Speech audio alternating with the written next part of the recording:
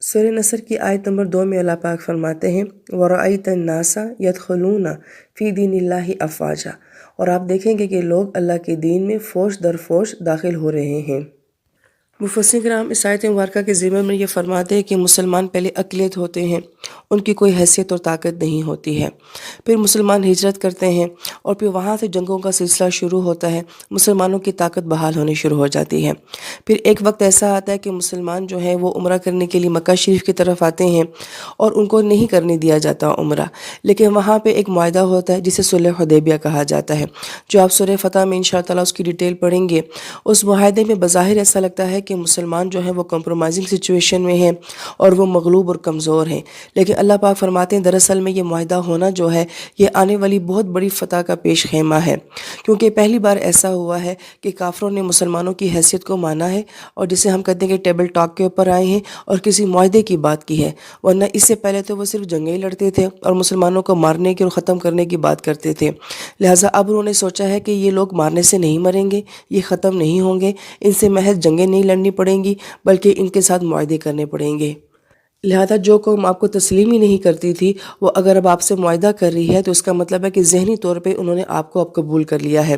جب آس پاس کے سارے عرب کے قبائل یہ دیکھتے ہیں کہ وہ قریش جو کہ ان سے لڑتے تھے، انہیں مارنے کی بات کرتے تھے، اب وہ ان کے ساتھ معاہدات کر رہے ہیں، تو اس کا مطلب ہے کہ مسلمان اب ایک طاقت بن چکے ہیں۔ لہذا صلح حدیبیہ جو ہے ایک مسلمانوں کی فتح کا پیش خیمہ ہے۔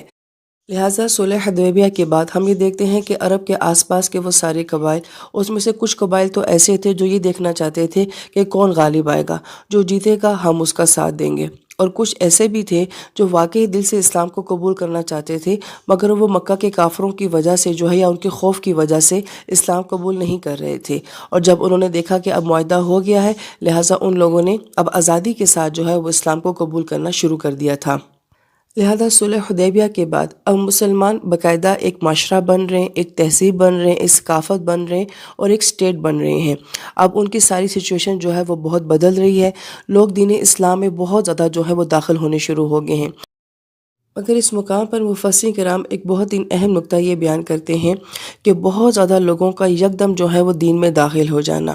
یہ ایک طرح کا ٹرینڈ بن جاتا ہے کہ عموماً ہم یہ دیکھتے ہیں کہ جو کام بہت کثرت کے ساتھ ہونے شروع ہو جاتا ہے اس کی طرف لوگ بہت زیادہ مائل ہونے شروع ہو جاتے ہیں، لیکن اسلام اس نظریے کو پسند نہیں کرتا کہ ٹرینڈ کی بنیاد کے اوپر کوئی کام کیا جائے، اس لیے آیت مبارکہ میں لفظ کیا آتا ہے دین اللہ، کہ وہ لوگ جو اللہ کے دین کی خاطر دین میں داخل ہو رہے ہیں وہ اہم ہے۔ جو کسی ٹرینڈ کی وجہ سے کوئی کام کرتے ہیں یا محض ٹرینڈ کی وجہ سے دین میں داخل ہو رہے ہیں، ان کا دین معتبر نہیں ہے، ان کا اسلام معتبر نہیں ہے، اس لیے اسلام جو ہے وہ ٹرینڈ کو فالو نہیں کرتا، اخلاص کو فالو کرتا ہے، اللہ کے دین کی خاطر دین میں داخل ہونے والے۔ اب سچویشن کچھ اس طرح سے بن رہی ہے کہ بہت زیادہ لوگ جو ہیں وہ دین میں داخل ہو رہے ہیں، نئے نئے قبائل آ رہے ہیں، نئے نئے مزاج کے لوگ دین اسلام میں داخل ہو رہے ہیں۔ اب دو طرح کے مسلمان یہاں پہ ہو جاتے ہیں، ایک تو وہ مسلمان ہیں جو اخلاص والے تھے، جنہوں نے مکہ شریف کا مشکل دور دیکھا، جنہوں نے ہجرتیں بھی کی، جنہوں نے جہاد بھی کیے اور جنگیں بھی لڑی، لہٰذا یہ خالص لوگ ہیں، قربانیوں والے لوگ ہیں، یا یوں سمجھیں کہ یہی اصل میں دین اسلام کا اساس تھے۔ اب آسانیاں آ گئی ہیں، فتوحات آ گئی ہیں، مسلمان جو ہیں اسٹیبلش ہو گئے ہیں، اب بہت زیادہ لوگ جو ہیں وہ مسلمان ہو رہے ہیں، لہٰذا ان مسلمانوں کا کیلیبر جو ہے وہ پہلے والے مسلمانوں کے ساتھ نہیں ملتا ہے۔ یہاں پر مفسرین کرام ایک اہم نقطہ سمجھانے کی کوشش یہ کرتے ہیں کہ گویا کہ اب دو طرح کے مسلمان ہو گئے ہیں، ایک وہ مسلمان تھے کہ جن کا ایمانی معیار بہت اعلیٰ درجے کا تھا، اللہ پاک بھی ان مسلمانوں کی بہت تعریف کرتے ہیں کہ بدر جیسے صحابہ اور ان جیسے شہداء کا مقام کسی اور کا نہیں ہو سکتا ہے، لہٰذا جو دین انہوں نے قبول کیا تھا، جو قربانیاں انہوں کی ہیں وہ بعد میں آنے والے مسلمانوں کی نہیں ہیں، لیکن جو بعد میں آنے والے مسلمان ہیں لہٰذا دین تو وہ بھی قبول کر رہے ہیں لیکن ان لوگوں نے وہ مشکلات کا دور نہیں دیکھا ہے۔ یہاں پہ اہل علم یہ فرماتے ہیں کہ ہر انسان سے ایک طرح کے عمل کی ڈیمانڈ نہیں کی جا سکتی، کس سے میکسیمم کا سوال کرنا ہے اور کس سے منیمم کا سوال کرنا ہے، یہ فرق ہمیں یہاں پہ سمجھ آ جانا چاہیے۔ لہٰذا جن کا ایمانی معیار بہت اعلیٰ درجے کا ہے، جو سابقون ہیں، اولون ہیں، لہٰذا ان کے اعمال اور معیار کے ہوں گے، اور جو بعد میں آنے والے لوگ ہیں لہٰذا ان کا ایمانی پوٹینشل اس لیول کا نہیں ہے، لہٰذا آپ ان سے بہت زیادہ ایمان کا تقاضا یا اعمال کا تقاضا نہیں کریں گے۔ یہی وجہ ہے کہ ہمیں سورہ حجرات جو ہے وہ صلح حدیبیہ کے بعد نظر آتی ہے، اور سورہ حجرات کو سورہ اخلاق بھی کہا جاتا ہے، اور وہاں پہ مسلمانوں کے ساتھ آسانیوں کا معاملہ، درگزر کا معاملہ، بہترین اخلاق سے پیش آنے کا معاملہ بیان کیا جاتا ہے، کیونکہ اب مسلمان بہت زیادہ ہو گئے ہیں، مزاج بھی مختلف ہو گئے ہیں، عادتیں بھی مختلف ہو گئی ہیں، لہٰذا اب اسلام کو جو ہے وہ اخلاق کے ساتھ ڈیل کرنا پڑے گا۔ اب یہاں پہ اگر کوئی انسان یہ کہے کہ وہ جو پہلے والے صحابہ کرام تھے یہ باقیوں کو بھی ان جیسا ہونا چاہیے، تو سب ایک جیسے نہیں ہو سکتے ہیں۔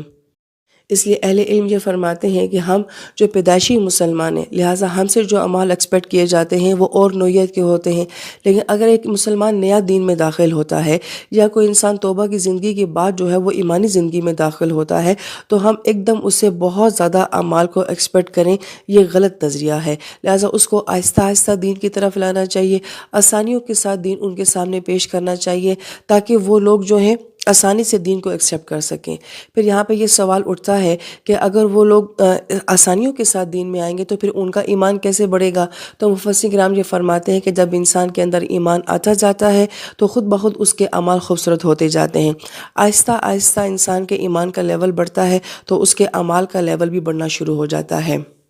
لہٰذا ہر انسان کو اور ہر طرح کے مسلمان کو ایک طریقے سے ڈیل نہیں کیا جا سکتا ہے، یہ دین یہاں پہ حکمت کا نظریہ پیش کرتا ہے۔ اس لیے یہاں پہ اہل علم یہ بات بھی فرماتے ہیں کہ جو قربانی کرنے والے، اخلاص والے، جذبے والے لوگ ہوتے ہیں یہ بہت کم لوگ ہوتے ہیں، اکثر لوگ جو ہوتے ہیں وہ آسانیوں والے ہی ہوتے ہیں، لہٰذا آپ ہر انسان سے یا ہر مسلمان سے ایک طرح کی قربانی کا یا ایک طرح کے جذبے کو جو ہے ایکسپیکٹ نہیں کر سکتے ہیں۔ لہٰذا اس ساری تمہید کا مقصد یہ ہے کہ ہمیں دوسروں تک دین جو ہے وہ آسانیوں کے ساتھ پیش کرنا چاہیے اور لوگوں کے لیے آسانیاں پیدا کرنا چاہیے۔ یہی نبی پاک صلی اللہ علیہ وآلہ وسلم کی مبارک سنت بھی تھی اور دین کا مزاج بھی یہی ہے۔ اخلاص والے اور قربانی والے کل بھی بہت کم تھے اور آج بھی بہت کم ہیں۔